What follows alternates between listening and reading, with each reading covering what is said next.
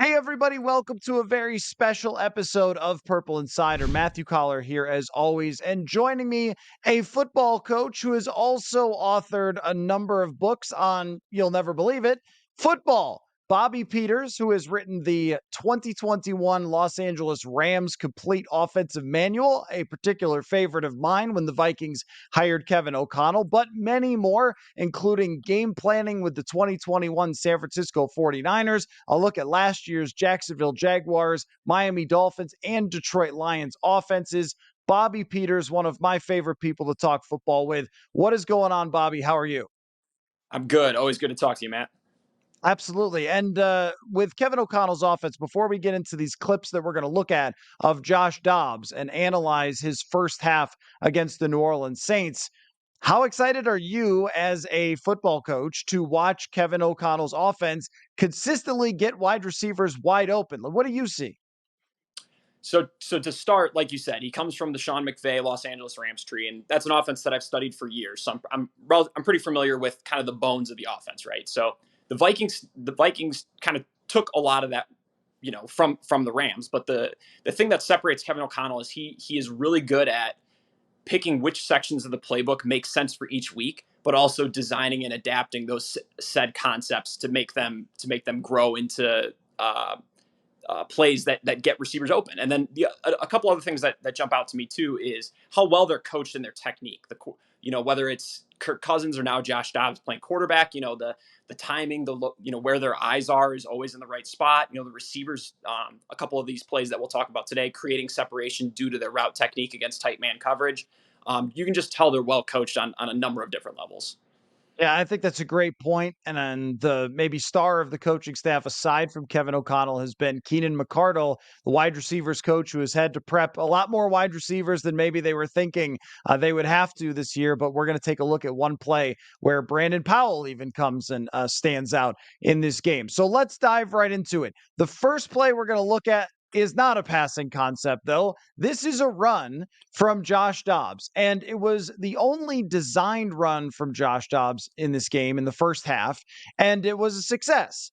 I think probably everyone who watched the game remembers it because they have not seen anything like that from a Vikings quarterback in some time. But on this play, we see Josh Dobbs take the snap, run to his right, and end up with a first down gain on a third down and short play, adding a completely different element to the Vikings offense than was there before. And of course, O'Connell cannot install the Army or Navy rushing offense just in a couple of weeks with Josh Dobbs. But this is a new dynamic that on the fly, coaches are having to figure out how to use this special running ability from Josh Dobbs. So take me through what you see on this rushing play from the Vikings quarterback.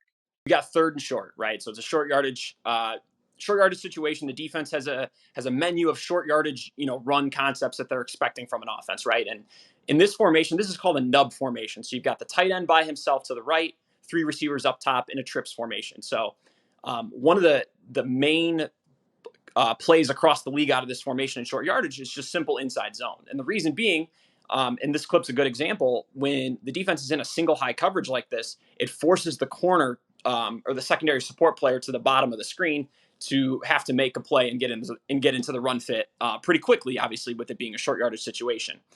Kevin O'Connell and the Vikings coaching staff being aware of this tendency, not only possibly of theirs, but across the league, design a concept to take advantage of this. So what they do is the first part of the play is the offensive line is blocking inside zone, so they're blocking their inside zone rules.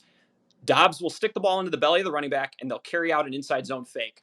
Now, when the running back crosses Dobbs, he'll kind of pivot back out and lead block and block that secondary support player for Dobbs. So what this does is it allows the offense to get a hat for a hat and take advantage of the formation and the initial action of the concept. So what the importance of the inside zone action is it forces that middle linebacker that's standing right on top of the Vikings logo there to play his run gap, because otherwise, without the fake, if they just ran like a quarterback keeper with the lead blocker, yeah, they'd have a hat for a hat, but that middle linebacker could potentially outrun the center or guard who's trying to work up to him. So that fake forces him to get into the line, kind of brings him to the offensive line so they can stick on and get a hat for a hat at the line of scrimmage instead of having to chase the linebacker running horizontally. So it's a well-designed play. It takes advantage of short yardage tendencies, at all levels of football. Even at the high school and college level, this is inside zone out of this formation is a typical short yardage play.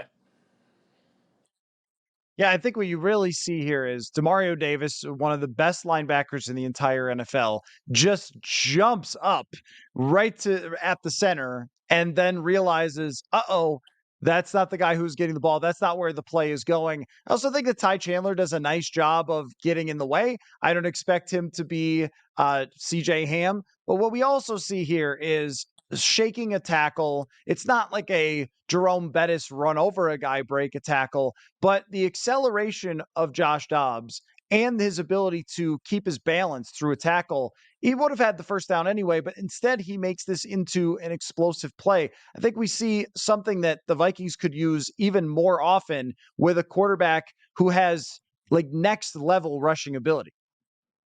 Yeah, especially in short yardage situations. If defenses want to play with single high, there's really no extra player to play the quarterback, right? There's a read defender, or if you want to use the running back as a lead blocker in this case, the quarterback run game really can thrive in these types of situations.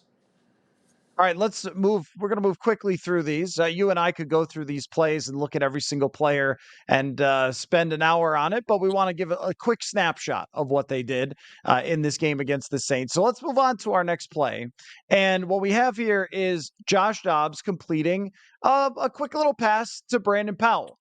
And I guess on its surface, Bobby, there's not a whole lot that's special about this play. It's not an explosive. It's just a quick little first down pass on second down by Josh Dobbs. But when I sent you a bunch of options for what plays you wanted to look at, this was one that stuck out to you as a football coach. So give me the trained eye version of what I'm supposed to see on something that looks like a relatively routine pass. So this is not only teach tape for quarterback read and progressions, but it's also teach tape for the route technique on a route I'm going to call a jerk route that gets completed at the top of the screen. So this play is a variation of the choice return or choice stucco concept, which is a day one install for the Shanahan McVay offenses. What they're trying to do is isolate Hockinson at the bottom of the screen on a choice route. There's a lot of different ways you can do it too. Like sometimes I know the Rams, when O'Connell was there, would sometimes lock him on like the in-breaking side of it. But usually it's part of the choice family. So I'm just going to call it a choice route for the purpose of this video. So Hockinson has the ability to break in, out, or sit on his route. And then at the top of the screen, most often these coaches will pair a return route, which is kind of like a reverse whip. So they'll run out and then break back in.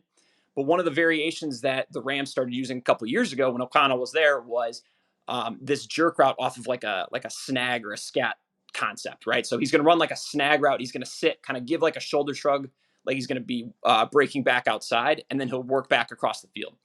So from a conceptual standpoint, this ball, if Hawkinson's one-on-one, this ball's going to Hockinson.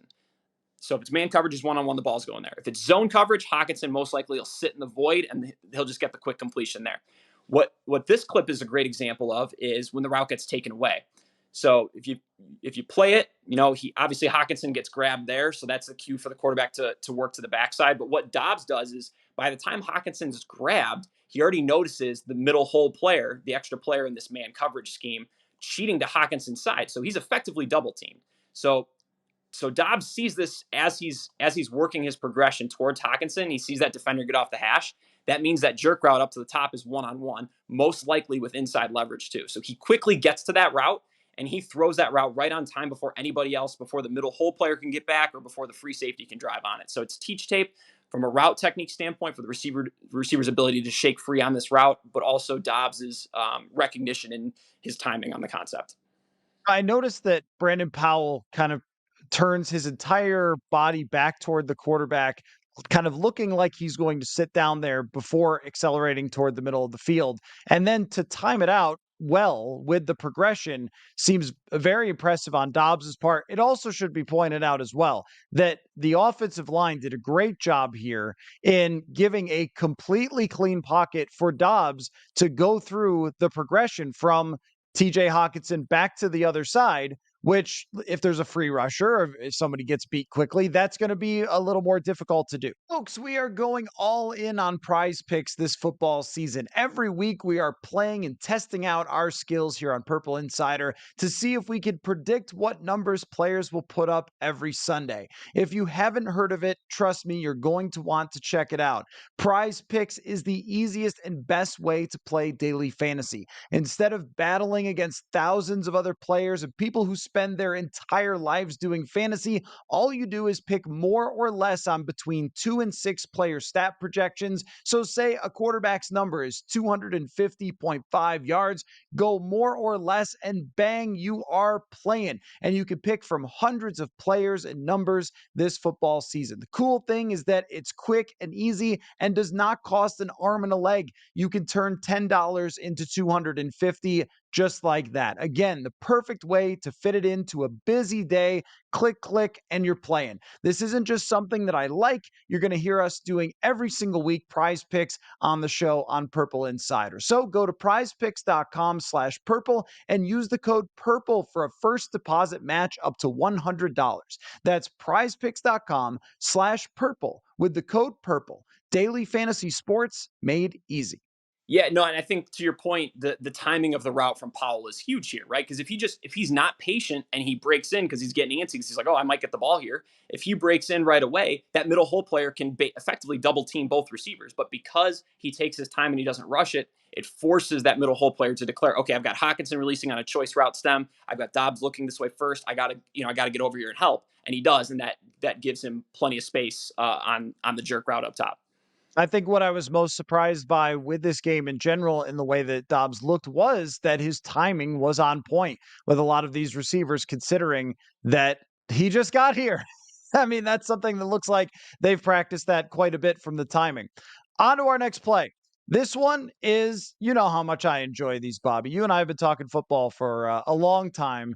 Play action, bootleg, rollout from Josh Dobbs. And this is one that would bring a tear of joy to Gary Kubiak's eye. Looks to me like this is a classic rollout with crossing routes from 3 different receiving options where he could go short, he could go intermediate, and then the deep player clears it all out. At that point, which I believe is Jalen Naylor on this play, who is a legitimate deep threat. So, what was it that stood out to you on this sort of classic style rollout play? Yeah, you're exactly right. This is a naked keeper concept to the open side of the formation. So typically so there's a lot of different ways that you can game plan keepers and call them. And Kevin O'Connell, so I've cut up about 5 games of the Vikings so far, like fully, and every week he's got 1 or 2 designer keepers that get dudes wide open. He's one of the best coaches in the NFL currently at game planning keepers. So this play is no different. So typically, this is what I tag as part of the keeper shallow family. So usually a keeper is usually tagged with who's going to be the first in the flat for the quarterback, so they know who's the read, and sometimes that route is different depending on the defense that you're seeing. So this is a shallow route here.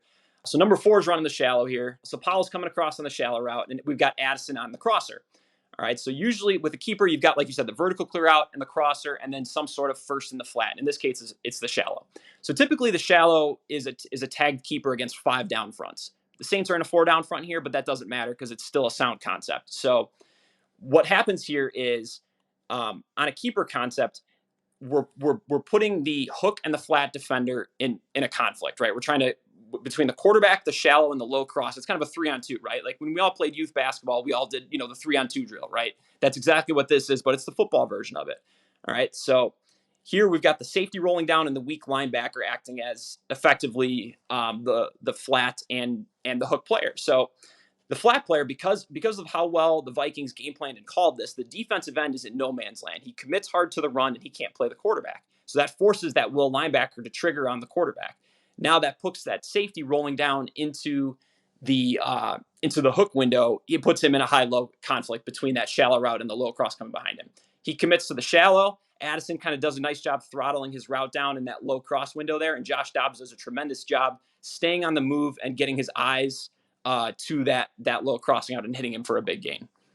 Yeah, because I feel like a lot of times quarterbacks will play this one conservatively, even though they know it's going to be a shorter gain and not try to give themselves an extra second. But this goes back, in my mind, as well to Dobbs' legs, where he has no fear of being tracked down from behind here because the guy knows that he's fast. So he's got a good idea of how long he can wait for this play and that he's not going to be tracked down from behind and get strip sacked or something like that and wait for that player to commit. Because that's what I noticed. As soon as you see that player who's in between Powell and Addison commit short, and he goes the exact opposite way. And then, I mean, the accuracy of the throw on the move, Kirk Cousins is excellent at this and has done it for years, but it's not always the easiest thing to do. And Josh Dobbs delivered it right on point.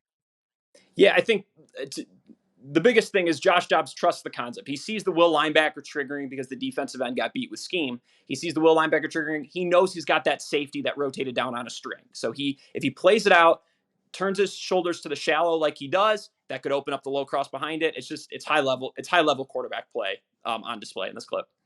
And I think we've seen quite a bit of that, especially in this game, but even from the last two games from Josh Dobbs, more than maybe I would have expected in terms of the smoothness of the operation. All right, our fourth play here. This is Josh Dobbs again on a play action, but this one's not a rollout. And with the pocket collapsing a bit, drops just an absolute dime into the hands of TJ Hockinson. I want to point out first here that TJ Hockinson creating the separation that he did against the defensive back going all the way across the field is why you pay the man a lot of money. Because you know what? There ain't a lot of dudes playing the tight end position who can do this and get this open. But what else do you see on this play? Yeah, so Hawkinson's running so similar to the last play, right? We had that low crossing route. Hawkinson's running a version of that crossing route here. It's just off of a different style of play action. So this is a great all-purpose play action concept to hit a crossing route. So usually with these crossing routes, you'll just have one clear out on the other side of the field. With two clear outs on kind of like a double post concept up to the top of the screen, what that allows the offense to do is against two high coverages to clear out the safety and the corner. So adding a second clear out to this concept kind of makes it more all purpose instead of just like a great cover three beater like the typical Shanahan and McVay high cross concepts off play action. I do want to highlight, so the key to the success on this play is Hawkinson's route technique. So this is what I call a stair step technique, right? So on this crossing route against man coverage, okay, you'll release on your stem, you'll release inside. Once you notice it's man coverage, he stems for one or two steps back vertically to get that DB to turn his hips. The DB turns his hips and then he breaks away. It's a technique to create more separation in man coverage, and he does it textbook here. So it's a cover one coverage, so it's basically man coverage. So with the play action holding like a middle hole player, and then the double post concept keeping the free safety out of the window, it's a true one-on-one, and Hockinson wins his route. Great from Dobbs to recognize the coverage and understand the concept and the goal of the concept, which is to hit Hockinson on this crossing route. And I think from Dobbs' perspective here, this throw takes a good amount of touch and he can't step into it.